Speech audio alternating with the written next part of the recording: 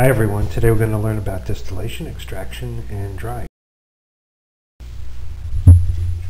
Steam distillation is a third technique after simple and fractional distillation.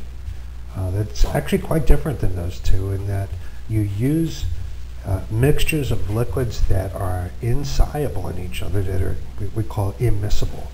For steam distillation, we use water and an organic compound. And this technique allows us to boil this liquid, this immiscible liquid, at less than 100 degrees. So it prevents decomposition of organic compounds because you can take very high boiling organic compounds and boil them at low temperatures. The boiling behavior, unlike simple and fractional distillation, doesn't depend at all on the mole fraction of the components. Again, this is because you're dealing with immiscible mixtures, separate components. But it only depends on the contribution of the partial vapor pressure of each.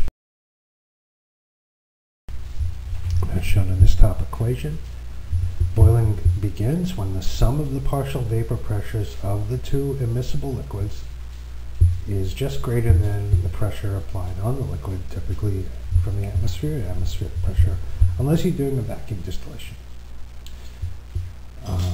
You can take bromobenzene, for example, boils at 156 degrees, and boil it together with water, and boil off at 95 degrees C.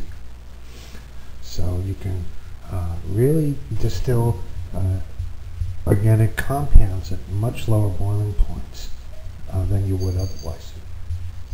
You should be able to explain some trends, such as why compounds with relatively higher vapor pressures are going to need less amount of water to co-steam distill, and also why you should know that when you get the first appearance of clear distillate coming over in your distillation, that means your steam distillation is over. So you should understand those trends, and let's meantime move on to a